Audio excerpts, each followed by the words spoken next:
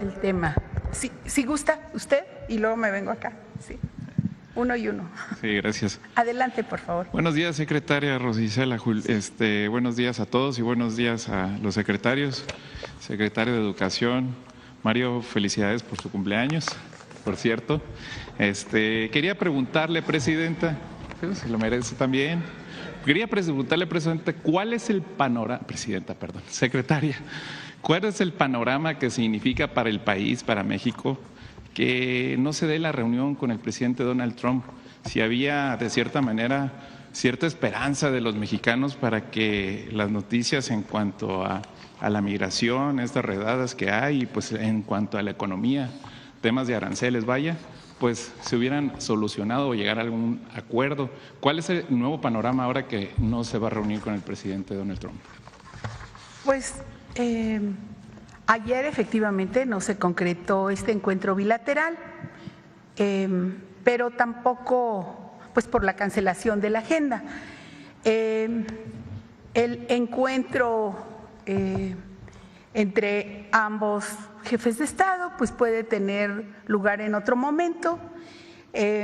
Decir que no fue la única cancelación, fueron con varios otros encuentros, pero también decir que pues no hubo encuentro con el gobierno japonés o con el primer ministro, tampoco con Australia ni con Ucrania, en fin, canceló la agenda con varios otros, no solamente con México primero.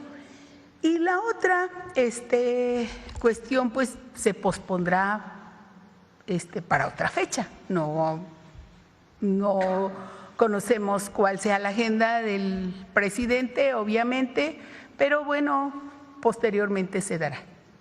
¿Eso no significa un retraso para las negociaciones o continúa como van encaminadas? Hay una buena comunicación actualmente con todo el gabinete del gobierno de Estados Unidos y el gabinete del gobierno de México. Están abiertas las posibilidades del diálogo diario y pues continuará sin solamente a lo mejor es una pausa, es posterior, pero veremos. Entonces no hay pues no es es un imponderable, es algo que el presidente eligió. Muy bien, muchas gracias. Aprovechando que están los presentes, los secretarios diversos, maestros de Los Cabos, secretaria, pues han solicitado pues, que se homologue de cierta manera para ser accesibles al crédito del ISSSTE, de una vivienda del ISSSTE, porque pues los costos allá son mucho más caros que para adquirir una vivienda que no les alcanza con los préstamos para la vivienda. Esa sería una.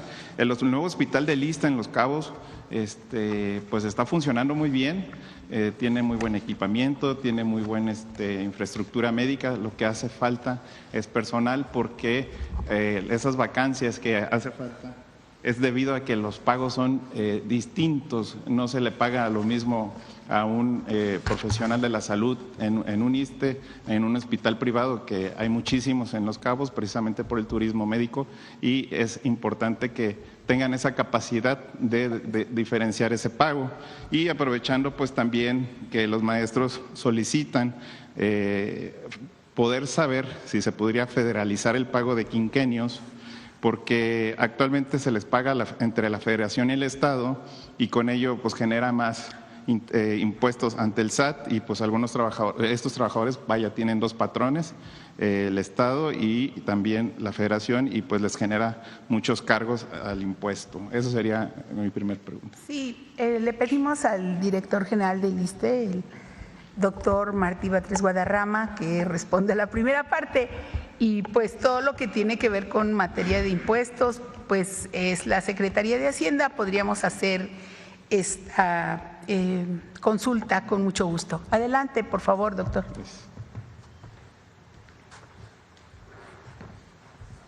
Gracias, secretaria.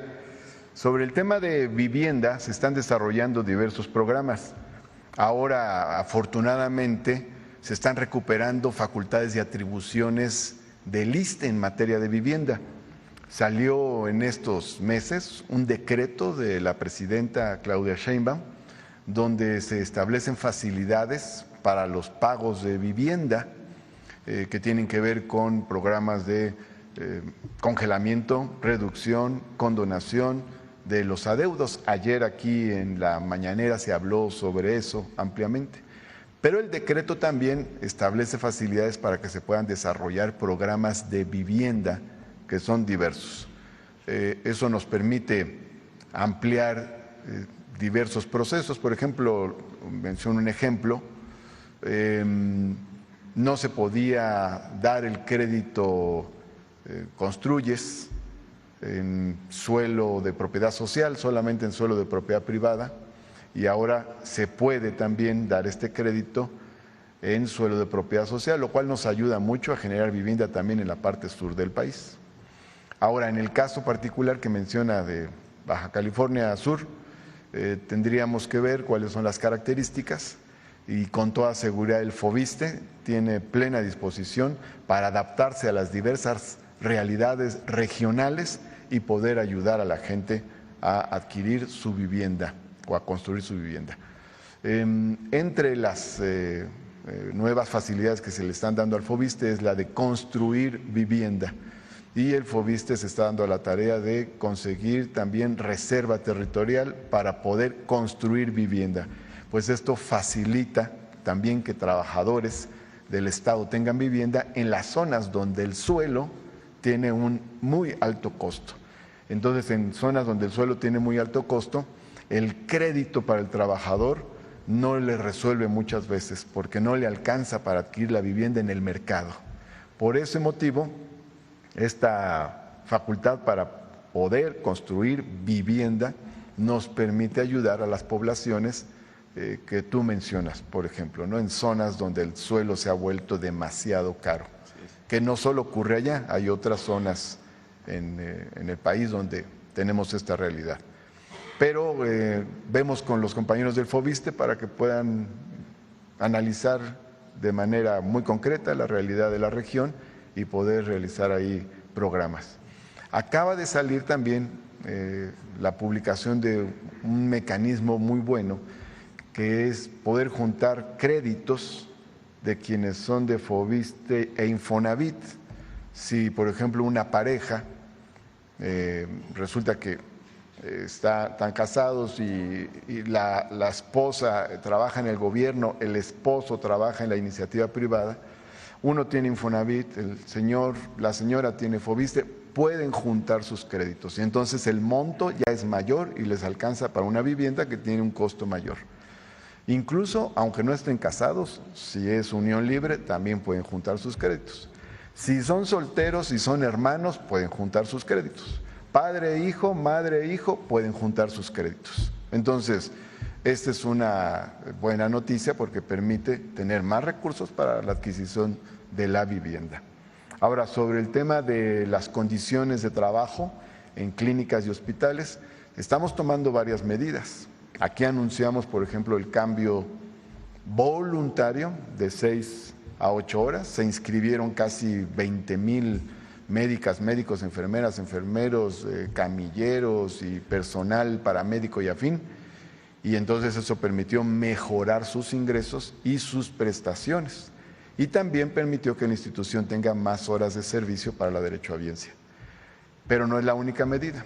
Se han tomado otras para también apoyar al personal de trabajo social, administrativos, y vamos a seguir mejorando las condiciones de trabajo del personal del ISSSTE por el motivo que mencionas, para que la diferenciación no inhiba que tengamos el personal necesario en las diversas unidades médicas, y también nuestro equipo administrativo y médico está trabajando con la idea de poder ampliar el personal.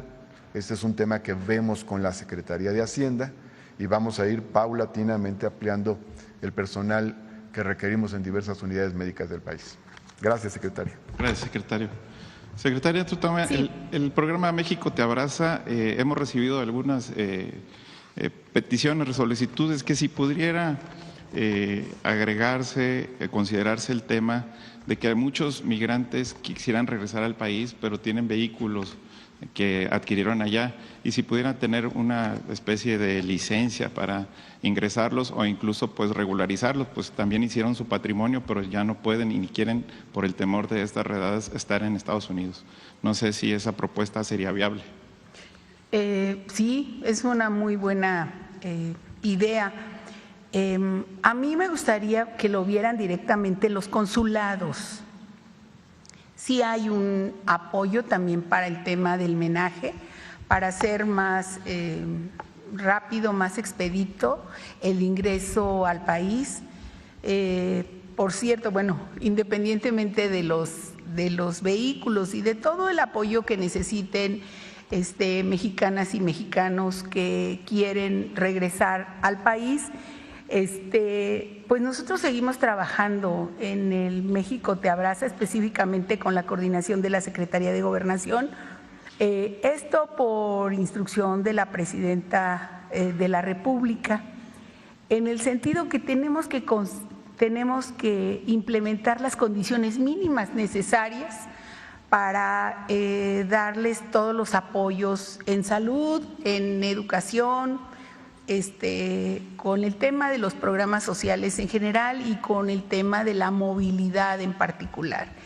También ya tenemos por parte del Consejo Coordinador Empresarial alrededor de 70,000 empleos que se están ofreciendo, llamando a los que no se les puede hacer el contacto directo cuando llegan.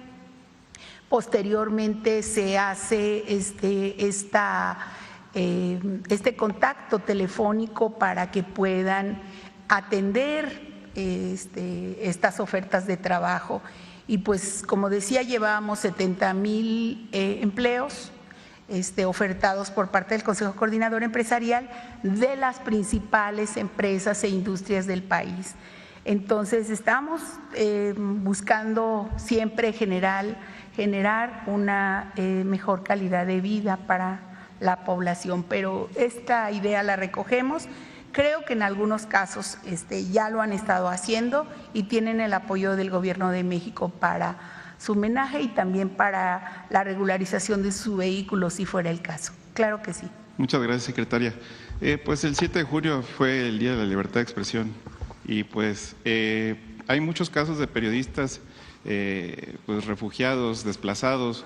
Un balance que pudiera dar como secretaria de Gobernación, en este caso en el tema de periodistas, ¿cuál sería? Ya que pues hemos recibido pues muchas quejas, sobre todo en derechos humanos, en la Comisión de Derechos Humanos, que ha habido algunas recomendaciones que no se han dado seguimiento o concluido este tipo de recomendaciones. Aquí tengo una que me gustaría compartirla. Desde el 2018 pasó el sexenio del presidente Andrés Manuel y pues no se hizo algunas recomendaciones por parte de la Fiscalía Especializada de Delitos contra la Libertad de Expresión. También fueron pausadas y no hubo pues mayor situación. Y también la CEAP, la Comisión Ejecutiva de Atención a Víctimas, le suspendió a este periodista la ayuda de apoyo de medidas. Esto es grave porque depende la familia de ese apoyo.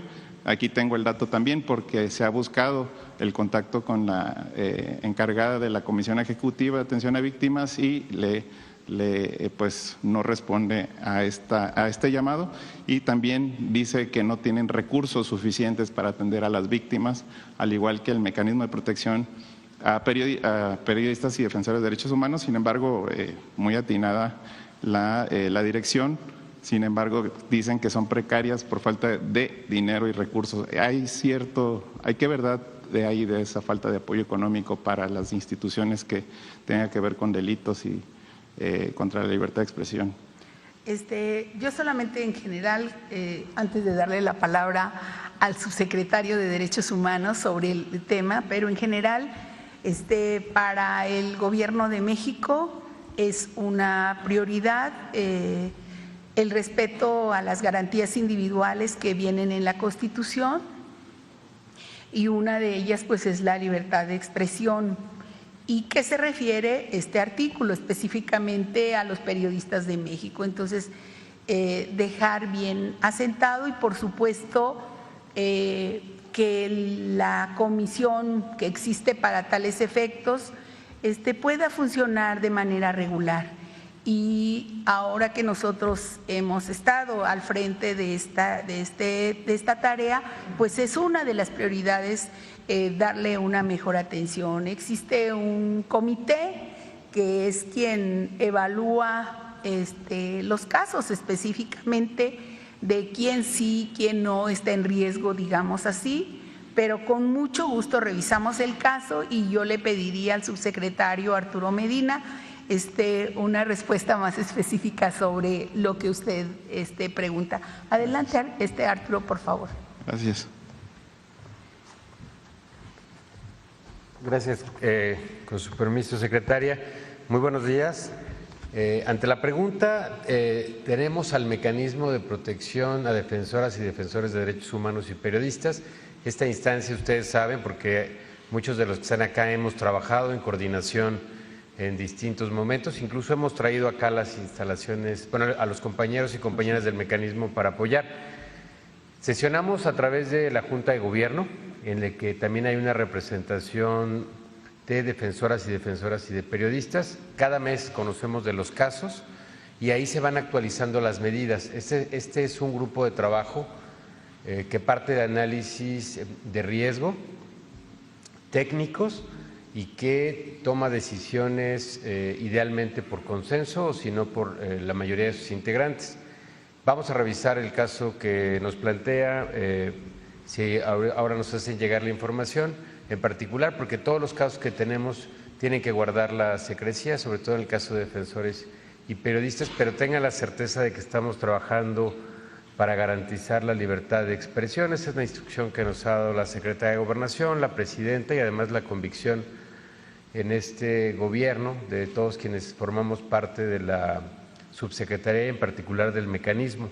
Le voy a pedir a la directora general, Tobián Ledesma, y al titular de la unidad de la defensa de los derechos humanos, Froilán Enciso, que veamos este tema. Y por parte de la SEAP, si puedo comentar. Gracias. En el caso de la SEAP hay un trabajo coordinado. Recordar que también la SEAP parte de dos cosas, ya sea de una denuncia o una acción ante el Ministerio Público o de una recomendación en materia de derechos humanos de las distintas comisiones, en este caso como es nacional, de la Comisión Nacional, y a través de eso atraemos ese caso y conocemos, hacemos contacto con la víctima del delito y establecemos las medidas que se consideren. En ocasiones tienen medidas del mecanismo, que incluso puede ser refugio, y por otro lado la SEAP también puede determinar una medida similar, entonces no podemos empalmar las dos medidas.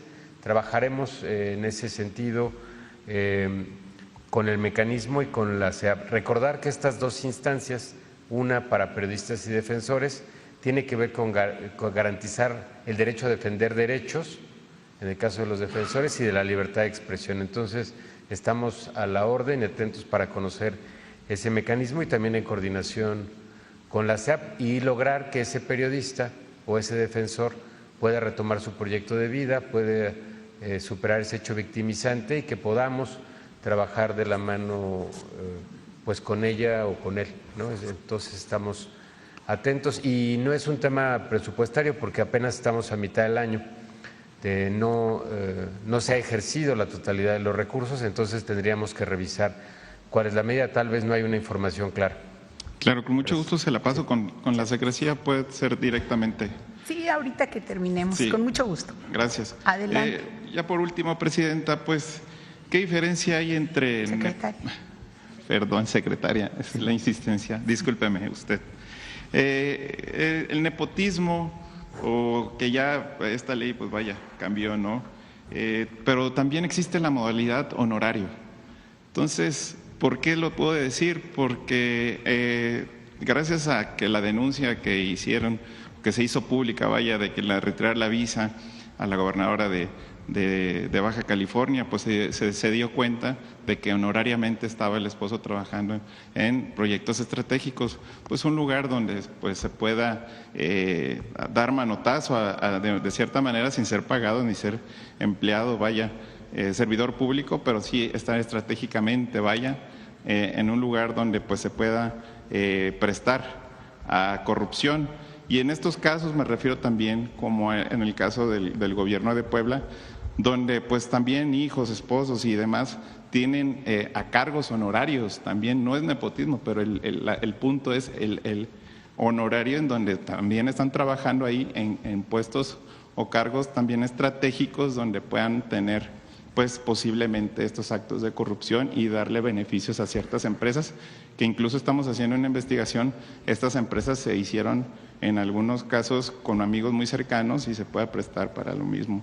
Y debido al mismo tema de que está ocurriendo en Puebla con el gobernador, pues la ley censura que se acaba de aprobar y que ahorita pues precisamente está generando una situación grave de censura con los periodistas en el estado de Puebla, y me comentaron que si podía hacerlas extensas, porque apenas que ya se aprobó por parte del Congreso del Estado, se está solicitando la revisión y también se está solicitando, un consenso derivado de esto. Sin embargo, sí hay bastantes quejas sobre el nepotismo vestido de honorario y también pues este tipo de leyes que no dan una garantía de la libertad de expresión en Puebla, y como usted lo acaba de decir, en México es un derecho que procura la presidenta, pero en algunos estados no se están cumpliendo.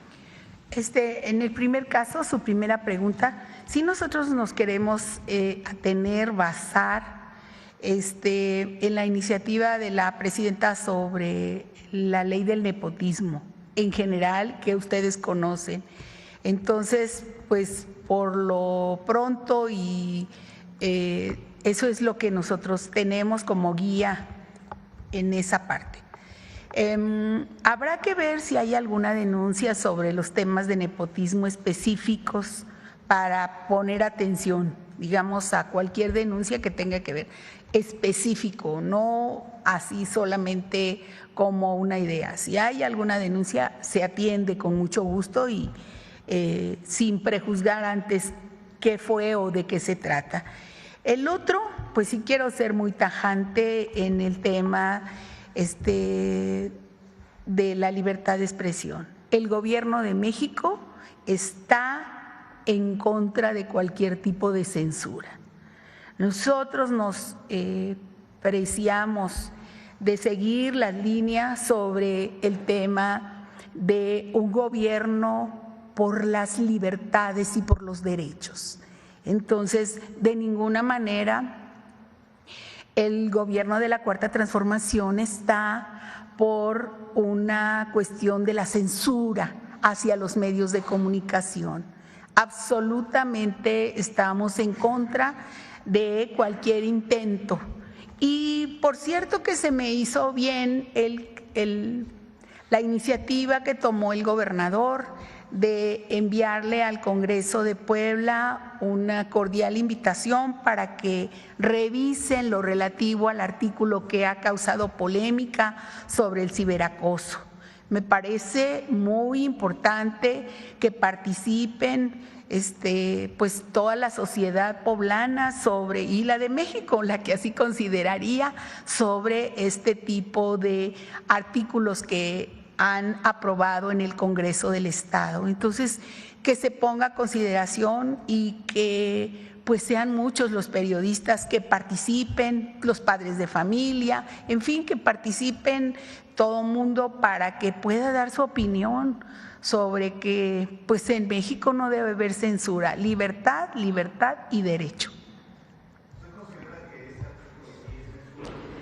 Creo que debe ponerse a consideración de la población.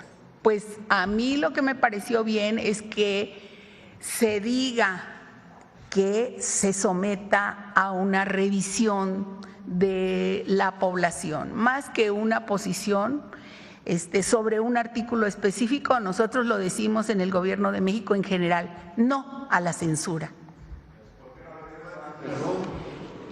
Me parece que en cualquier momento es bueno para corregir.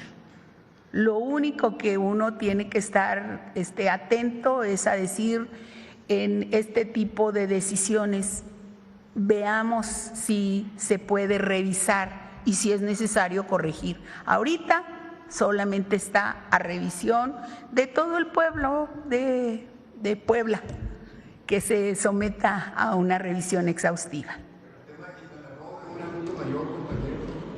Creo que todos los casos tienen que ser revisados porque el pueblo de México no está a favor de la censura. El pueblo de México está a favor de las libertades y pues del respeto a las garantías constitucionales, el derecho a la manifestación, el derecho a la libertad de expresión, el derecho al libre tránsito, en fin, el derecho a la propiedad privada, todos los derechos y las garantías individuales. Adelante, adelante, usted, Laurilla. Buenos días, secretaria. Buenos días. Óscar González, de Radio Relax 104.5 FM, una estación de uso social comunitaria. En primer lugar, secretaria, quisiera abordar el tema de la Clínica 25. La Clínica 25, ya habíamos hecho la pregunta al director del IMSS, que cuándo se iba a inaugurar. Él nos contestó que en el mes de agosto, pero la comunidad está inquieta en cuanto si va a poder contarse con especialidades esa clínica.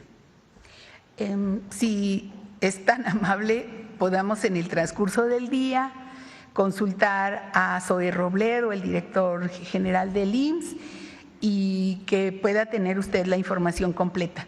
Gracias, se lo agradezco. Y por otro lado, fíjense que en el estado de Hidalgo, específicamente en el municipio de Tianquistengo, un grupo de regidores y servidores públicos hacen de su conocimiento que el alcalde, como ya es de dominio público, hizo una fiesta. Quisiéramos saber si hay algún tipo de investigación respecto a este tema. Si gusta, en el transcurso del día también le preguntamos a las autoridades del Estado y le informamos. Claro, gracias. Y por otro lado, en cuanto a despojos se refiere, fíjese que hay uno en específico en Ecatepec, Estado de México, donde una mujer pues fue víctima de este delito precisamente, solo quien la despojó de su casa es su propio hermano. Así lo da a conocer la señora Margarita Cerón Bisuet, quien señala a su propio familiar por pertenecer a un grupo de invasores de los 300 que le quitó su hogar. Bueno, ver la posibilidad si se puede hacer algo. Sí, si nos da los datos completos, le podemos contactar a la gobernadora Delfina Gómez Álvarez de allá del Estado de México, pero también al fiscal, para que en todo caso, si ya hay levantado una denuncia, pues nos pueda dar, actualizar la información y con mucho gusto se la damos. Aquí los compañeros de comunicación del área de presidencia rápidamente son magos veloces para conseguir la información. Sí. Adelante, por favor. Y por último, pues ver si la posibilidad, si nos pueden informar un poco más sobre la pensión de ascendencia, porque muchas personas han estado tratando de hacer algunos trámites, pero no tienen conocimiento de qué se trata. Sí, ¿quién? Puede ser el del ISSSTE o el del IMSS.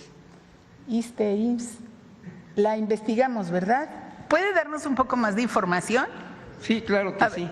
Sí, es en cuanto a que hay personas que quieren pensionarse, pero por ascendencia. No sé si tengan conocimiento. Pues podemos pedirle hoy al experto de pensiones que pueda hablar con usted, si es así, y pueda tener una… Claro que sí. Muchas gracias, secretaria. También nos ayudan ahí con ese contacto. Adelante, por favor. Ahí estamos en tiempo. Hola, ¿qué tal? Buenos días, Sandra Aguilar de Grupo Informativo. Me enfocaré precisamente y de inicio en el tema educativo. Está por terminar ciertamente pues el actual ciclo escolar 2024-2025 y pues bueno, preguntar si al secretario de Educación si han hecho algún ejercicio de evaluación de cómo cierra este ciclo. Estamos a prácticamente 1 o 2 semanas y bueno, pues una vez que han terminado precisamente pues estos disturbios con la CENTE, con la Coordinadora Nacional de Trabajadores de la Educación, saber, pues insisto, si existe pues una evaluación de cómo cierran este ciclo y si existe ante el no acuerdo que se tiene todavía la posibilidad de que pues bueno la coordinadora regrese pues aquí a la Ciudad de México. Es mi primera pregunta. Muchas gracias. Por fortuna está aquí el secretario de Educación, Mario Delgado, quien tiene una respuesta para usted. Adelante.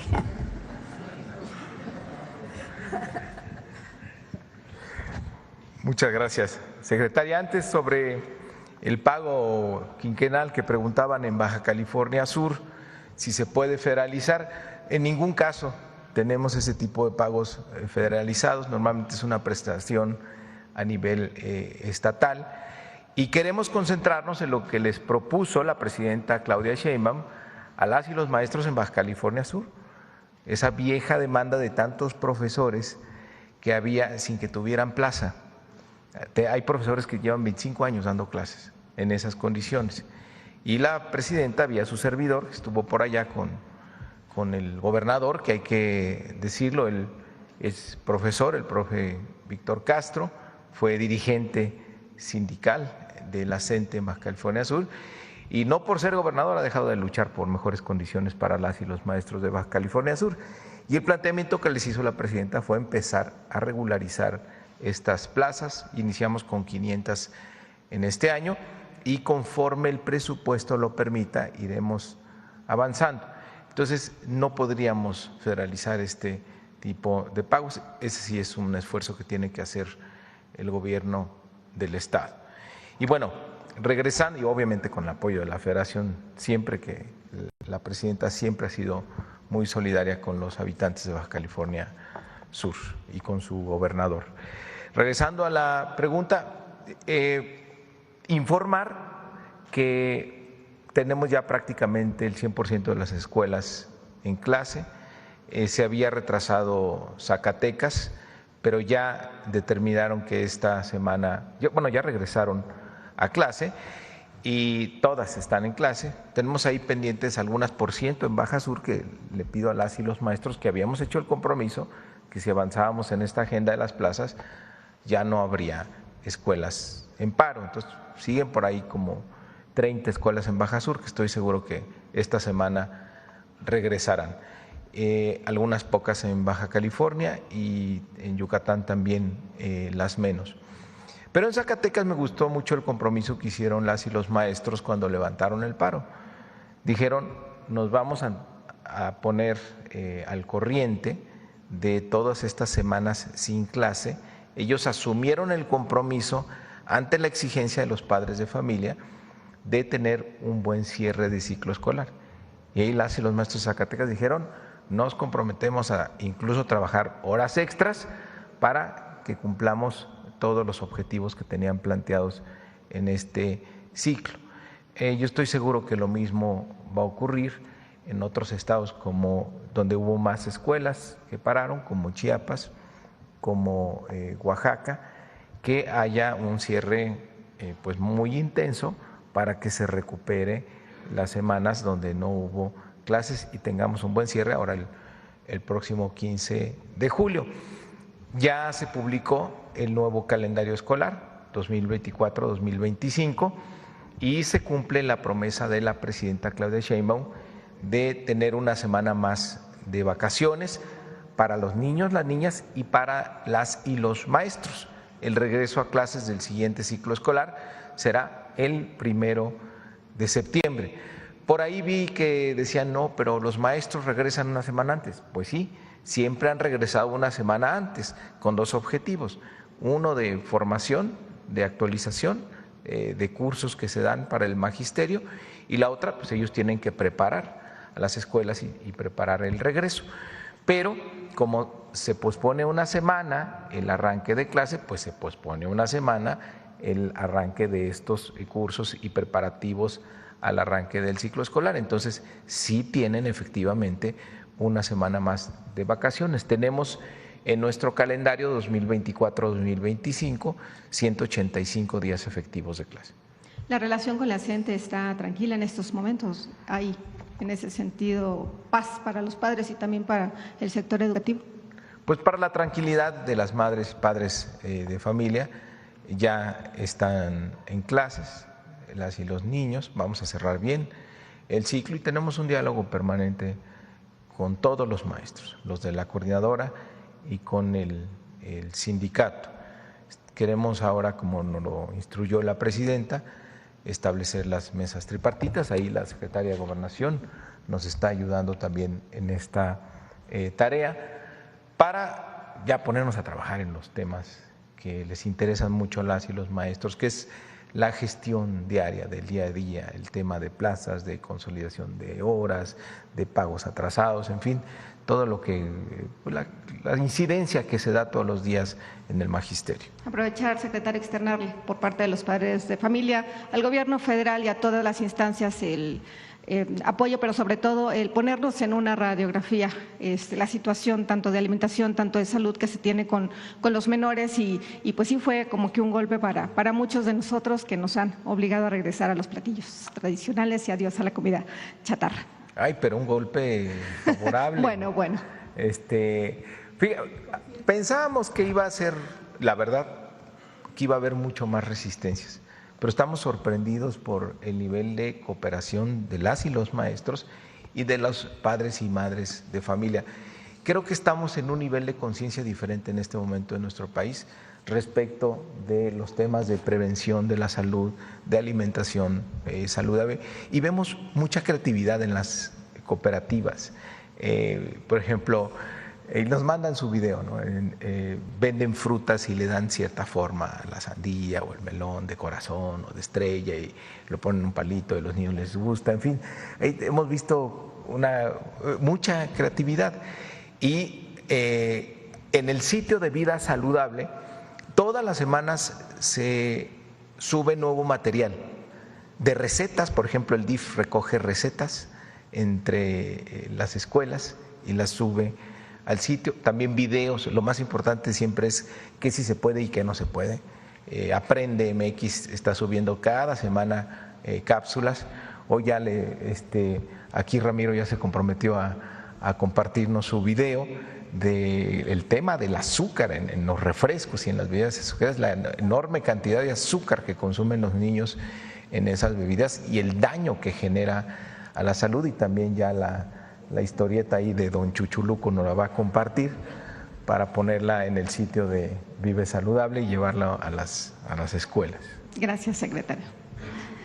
Secretaria, y bueno, aprovechando que está aquí el sector salud, compartirle que nos han hecho pues llegar con ese tema de vivienda, que también es un programa digno de reconocerse, para aquellos trabajadores que en algún momento aportaron al Instituto Mexicano del Seguro Social para el tema de vivienda, aportaron en su momento para el ISSSTE también para el tema de la vivienda, y que en estos momentos tal vez no cuentan con una fuente pues de empleo, no se encuentran activos. En ese sentido, pues existe esta otra posibilidad del CONAVI.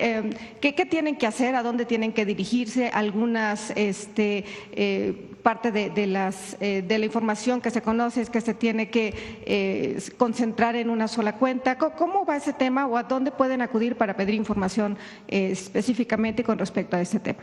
Sí, muchas gracias. Le vamos a pedir acá a los compañeros de comunicación que nos puedan poner una lámina de las que trajeron ayer, los que expusieron sobre el tema de vivienda, exactamente a dónde pueden tocar la puerta, a dónde pueden llamar, a dónde pueden comunicarse las personas que tengan alguna duda sobre vivienda. Pero en tanto le pedimos al director general del ISSSTE, que tiene todavía una respuesta por acá que nos dice que no contestó aún, y también para que le aclare a usted específicamente sobre su pregunta. Adelante, por favor, doctor Martí Batres. Sobre la pregunta que hacía el compañero en relación con las pensiones por ascendencia, que se conocen también así, son pensiones que se otorgan a los padres del trabajador fallecido cuando el trabajador no tiene hijos y sus padres son dependientes económicos del trabajador. Son las condiciones para que se entregue este tipo de pensión. Esto se ve ante la Dirección de Prestaciones Sociales del ISSSTE, y si usted conoce algún caso específico, le ayudamos. De hecho, está viendo la conferencia mañanera en este momento el director de Prestaciones Sociales, el maestro Juan Gerardo López, y ya me escribió. Si usted nos facilita su teléfono, se pone en contacto con usted para asesorar a quien haya que asesorar al respecto. Ahora, sobre el tema de vivienda, en el caso del programa general, digamos que lo que se ha explicado aquí en materia de vivienda, por un lado, para los trabajadores de las empresas privadas existe el Infonavit, para los trabajadores del Estado el Foviste, y para los trabajadores no asalariados o que no tienen seguridad social está la CONAVI, y que desarrolla proyectos de vivienda muy parecidos a los que se hacen por el INVI en la Ciudad de México. Nosotros en el caso de Foviste quiero comentar que tenemos acreditados que fueron trabajadores del Estado y luego dejaron de ser trabajadores del Estado. Y en muchos casos de ellos, sus créditos se problematizaron, porque al no haber ya un descuento en nómina, fueron muchos de ellos perdiendo el control, o al no tener un ingreso constante, fueron dejando de pagar regularmente el crédito y su deuda empezó a crecer. Y además se perdió el contacto directo con la institución. En esos casos, de todas maneras, hay una línea de trabajo que se está impulsando por el Foviste, que es la de los acuerdos amigables, de tal forma que podamos ver con quien tuvo crédito el Foviste y luego dejó de ser trabajador del Estado, algún tipo de acuerdo para que pueda volver a pagar y que le ayudemos a que tenga mejores condiciones de pago y que su deuda no sea impagable. Gracias. Gracias, secretario. Finalmente, secretaria, no podemos dejar de preguntar el día de ayer que se anunciaron estas 145,000 viviendas, pues que fueron de alguna manera, o que han sido pues ocupadas, que han sido censadas ya en este momento por personas tal vez no dueñas, por que se abandonaron en su momento, por la lejanía que existía, y pues bueno, ha causado obviamente pues a través de los diversos medios de comunicación, ¿no fomentaría ante este apoyo que se les brindaría a las personas que ocupan estas viviendas, que no son los dueños, que llegaron a ocuparlas, esta situación pues de poder regularizarlas o de poder brindarles apoyo para no ser despojadas de las mismas? ¿No fomentaría esta práctica para que pues más mexicanos o más personas continuaran con esta práctica? Sí. Yo quiero ser muy clara al respecto, como por parte del Gabinete de Seguridad. Ahora sí, la otra óptica. Efectivamente que hay este programa del Infonavit que dice no a los desalojos de las viviendas ocupadas, pero nosotros sí le agregaríamos que la excepción está en que si hay una carpeta de investigación por un despojo, ninguna autoridad puede pasar por encima de una denuncia que es seria en donde hay un propietario. Entonces quiero aclarar. Además, pues acabamos de hablar ahorita de derechos y uno de los derechos es el que tienen los mexicanos respecto del derecho a la propiedad privada. Entonces, si hay un tema de un allanamiento o algo más, tendrá que investigarse. Y también estamos a favor de las medidas conciliatorias que se dan en los casos en donde el Infonavit tiene que hablar con los que ocupan una vivienda que a veces han sido engañados o de alguna forma, y el propietario que inicialmente es el Infonavit. Pero nosotros lo hemos visto en el gabinete y pues no puede ir por encima de una denuncia de un propietario, una cuestión de una invasión. Y estamos a favor que en la mayoría de los casos en los que no haya una denuncia se busque la conciliación y se busca que no haya desalojos violentos. Adelante.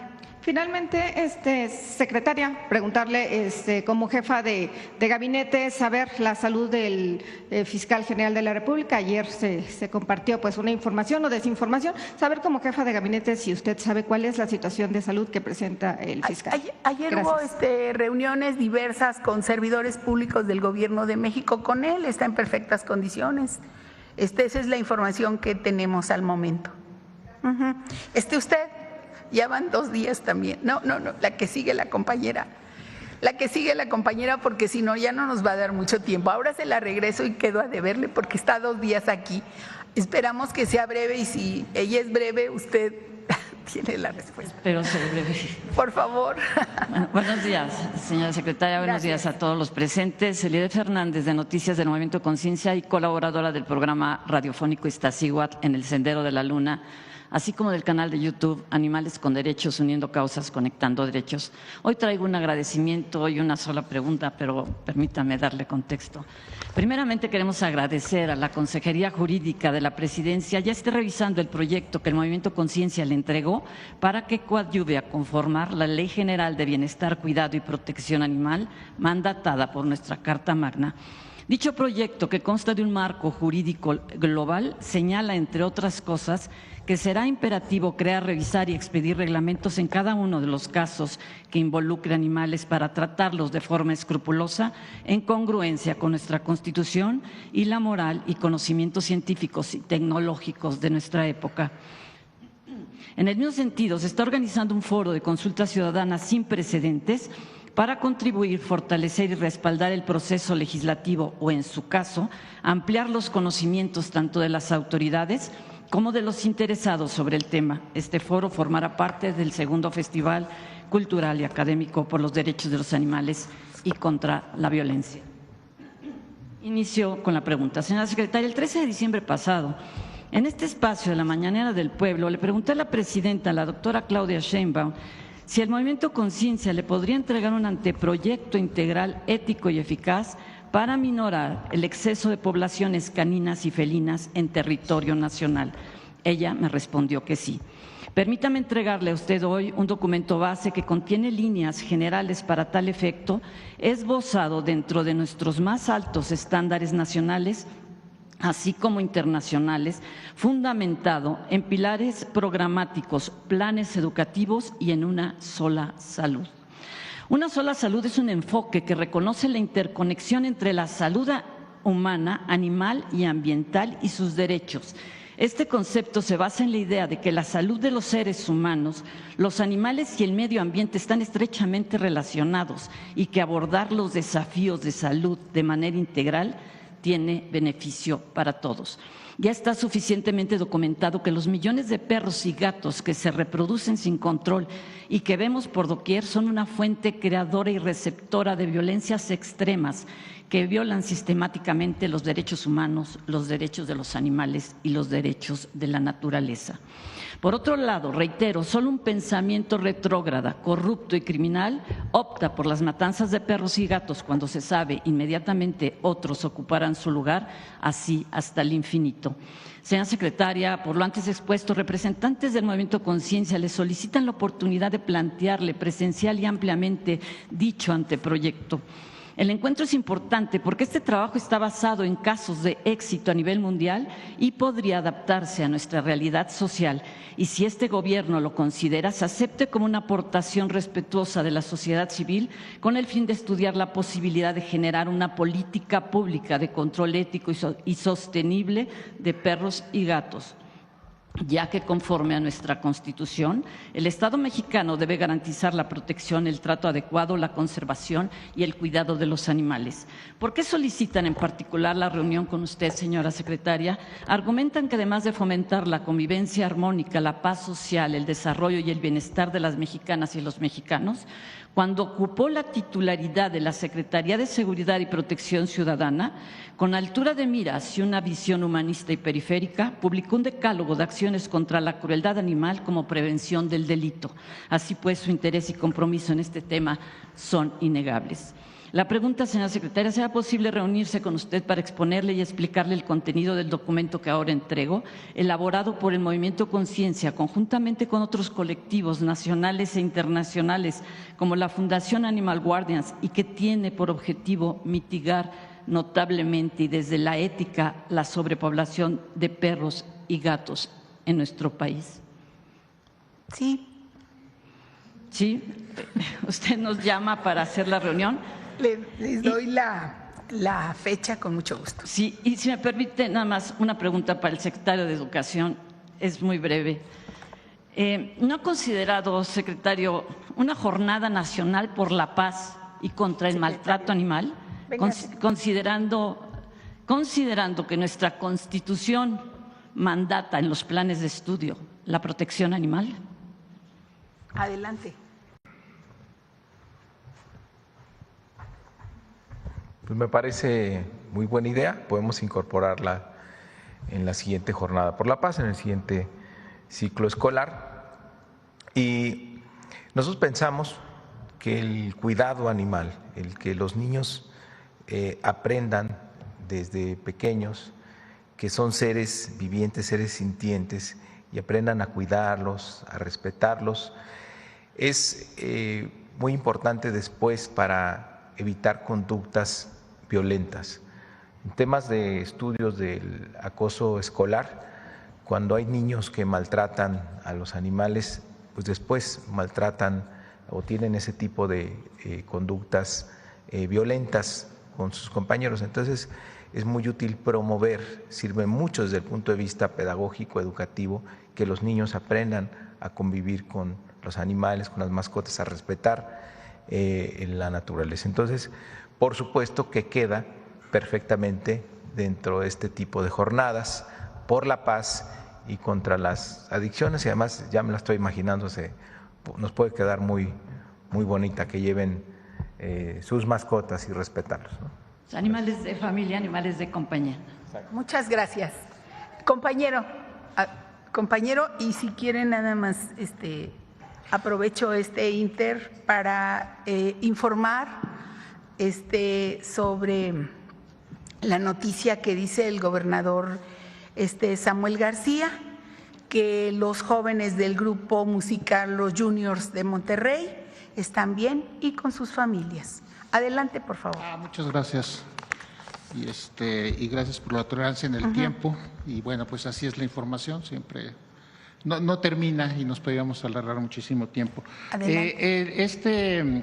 Mi primer planteamiento es en relación a lo que precisamente se informó ayer, de que 56,298 mexicanos han sido deportados en los 145 días que lleva la administración Trump, es decir, a partir del 21 de enero. Estamos hablando de un promedio de 388 repatriaciones diarias. Perdón, me presento, soy Alejandro Alemán de Diario Plaza Juárez y de la red de periodistas en la CEMEX América. Cuando hablamos de 388 repatriados, en Estados Unidos los llaman, me imagino que deportados, estamos hablando de vidas, de personas que tienen más de 4 meses viviendo en Estados Unidos como mínimo y quizás tengan más tiempo.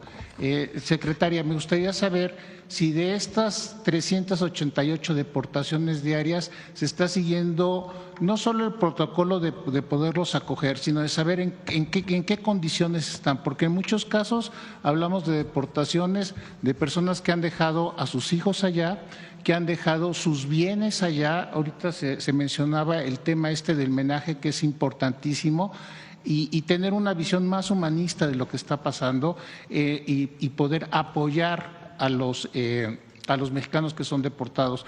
Yo traigo un caso que es inverso, que es precisamente de un mexicano nacido en Los Ángeles, que estudió en Los Ángeles, que vino, que cruza normalmente a México y que pues normalmente lo hace con su pasaporte estadounidense porque tiene doble nacionalidad.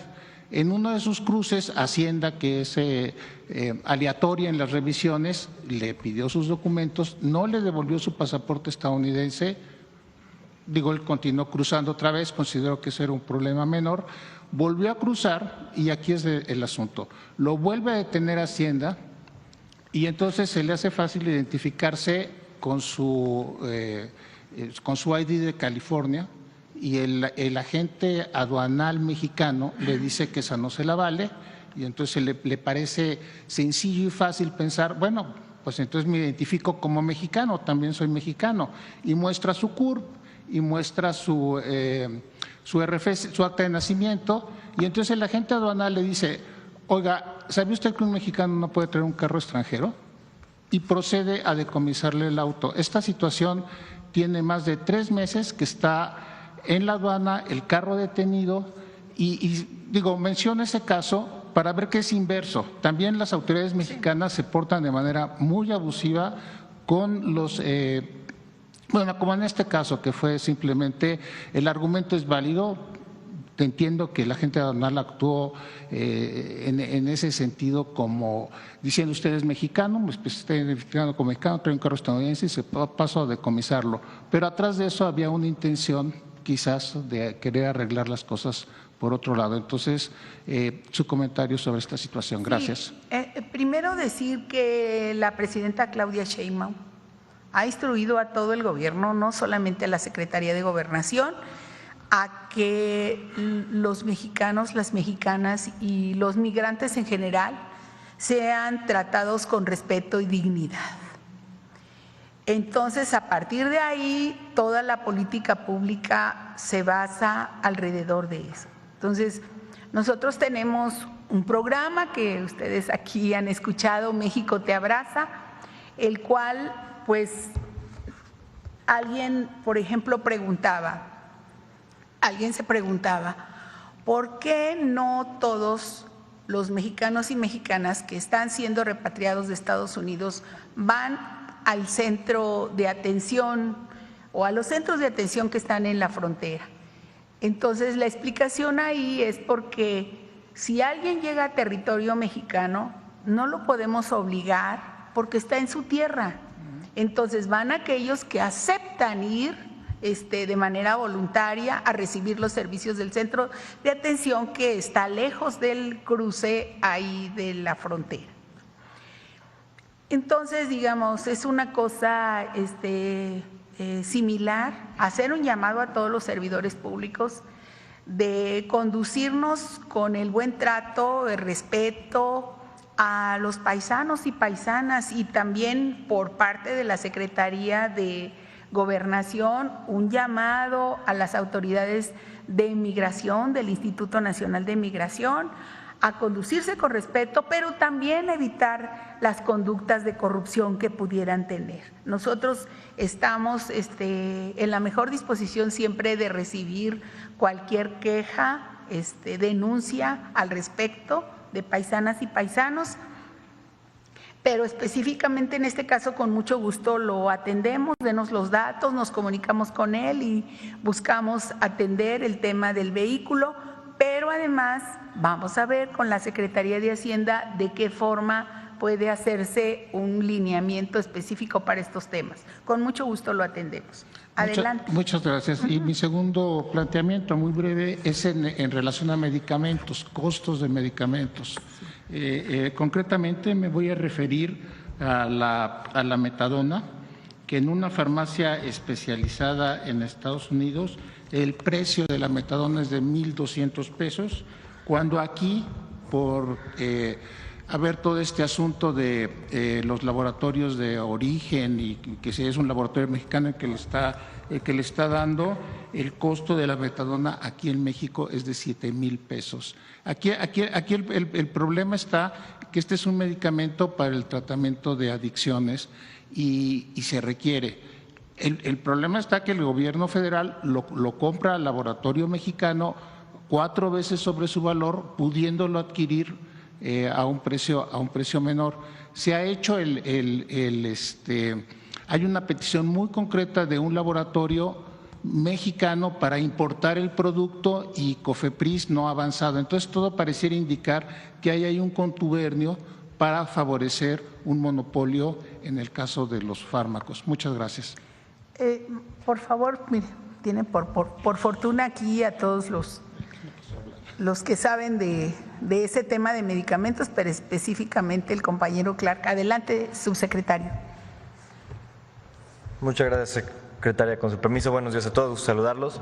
Creo que el caso que menciona, lo checamos a detalle, pero es parte de un tema que hemos venido hablando recurrentemente en este espacio y que es de muchísimo interés a nosotros dentro del Plan México. Es cómo logramos que en nuestro país se produzcan mucho más medicamentos e insumos para la salud que requiere la población mexicana. Hoy, una buena parte de lo que se adquiere para los pacientes mexicanos se importa, ya sea de Norteamérica, ya sea de Asia, de Europa y de otros lugares del mundo. Pero una de las estrategias fundamentales hacia las compras del próximo año y de los siguientes años, ojalá, es a través de la valoración y preferencia a la producción mexicana, tratar de generar los incentivos para la inversión en la industria farmacéutica que nos permitan tener mayor producción en México y reducir los costos, particularmente para moléculas y otros insumos que han sido de alto costo. Al mismo tiempo, creo que es importante mencionar 2 temas. El costo visible que una persona puede adquirir un medicamento y el costo al que el Estado mexicano lo adquiere para sus pacientes. No conozco el caso específico de este medicamento, lo puedo checar en este momento cuánto lo compramos, pero normalmente ustedes comparan lo que el Estado mexicano adquiere para los hospitales, clínicas, centros de salud del Estado, son valores muy, muy inferiores a los valores que se pueden adquirir en una farmacia privada o una farmacia de especialidad. A veces estamos hablando de descuentos que tienen que ver con el 90, 80% de descuento. Entonces hay que también ver eso, porque una cosa importante también es que nosotros lo podemos y tenemos la obligación de garantizarlo de manera gratuita a los mexicanos que se tienen en el sector público y que muchas veces los precios a los que adquirimos como Estado son mucho menores a los que están efectivamente en una farmacia y a veces mucho menores que los que se adquieren en una farmacia en los Estados Unidos, donde hay, como ustedes saben, muchos temas de sobrecosto en los medicamentos e insumos para la salud. Subsecretario, permítame la réplica, es en este sentido. Aquí estoy hablando de un laboratorio mexicano que produce el psicofármaco, porque la metadona es un psicofármaco, y que lo está vendiendo a un sobreprecio. Entonces, yo entiendo que se quiera favorecer la producción nacional, pero no el abuso. Es decir, que no porque sea un laboratorio mexicano pueda mantener un monopolio, vender a sobreprecio. Y aquí se dijo, aquí en la mañanera se habló de la metadona, lo habló el doctor Schwartz, presentó cómo estaban los precios y dijo, no es que no hay competidores mexicanos y no hay quien lo quiera importar. Entonces, creo que sí es importante analizar las circunstancias y poder favorecer el menor precio hacia el consumidor independientemente de que haya esta política de favorecer lo hecho en México. Y de hecho así lo hacemos. Que privilegiemos la inversión en México no significa que no compremos de afuera cuando los precios son evidentemente menores. Por eso en las licitaciones también estamos permitiendo la importación de productos que permitan meter competencia al sector y tener mejores costos. Sí, yo le puedo proporcionar el número de folio del laboratorio que está solicitando la importación y que no hay ninguna respuesta por parte de COFEPRIS y son fácil, estamos hablando de que este trámite tiene 8 meses empantanado. Va, quedo atento. Gracias. Que nos den los datos, adelante. Solamente para responder, dice el maestro Zoe Robledo que se inaugurará la clínica 25 en el mes de agosto. Y para efectos de la pregunta de usted, sería mañana a las 5:30 de la tarde la convocatoria para la cita, compañera de conciencia. Mañana a las 5:30 en la oficina, por favor. Nada más nos dice quiénes son los asistentes, por favor. ¿Perdón? Sí. Quisieras conocer. Ay, gracias. Gracias, muy buenos días a todas, a todos. Liliana Noble Pulso, saludarle. Gracias, secretaria. Preguntarle, si me lo permite, al secretario Ramiro, de la campaña, si la van a transmitir en redes sociales o por todos los medios de comunicación, si nos van a compartir los materiales para replicarlos, y de la del Chuchuluco, si no, bueno, Rey Chuchuluco, si es una historieta, si igual la van a compartir, es física, es digital. Gracias, secretaria. Buen día a todos. Rey Chuchuluco. Rey Chuchuluco. Desde luego les vamos a agradecer bastante que puedan promover la información y va a estar disponible para todas y para todos ustedes. Es una estrategia de todo el sector, es decir, vamos en comunión y creo que pues si ustedes nos ayudan, pues vamos a llegar a más niños, niñas y a la población en general. Y está a su disposición. Es digital y es impresa. Sí, así es. Ya estamos aquí convenciendo al secretario que en todas las escuelas, ¿no? Ya estamos terminando, nada más para decirle que los compañeros de comunicación dicen que ya la tienen ustedes, la promoción de la campaña en sus teléfonos. Así que a partir, le podemos decir a la presidenta que mañana ya le responda para hacerlo con tiempo y todo a usted, a los que están aquí que faltaron, que son ustedes 3, para mañana, si les parece, sugerirle atentamente a la presidenta para que ya les respondan mañana. Si es posible, porque ya es tiempo. Muchas gracias a todas y a todos por su paciencia y gracias por su asistencia. Gracias.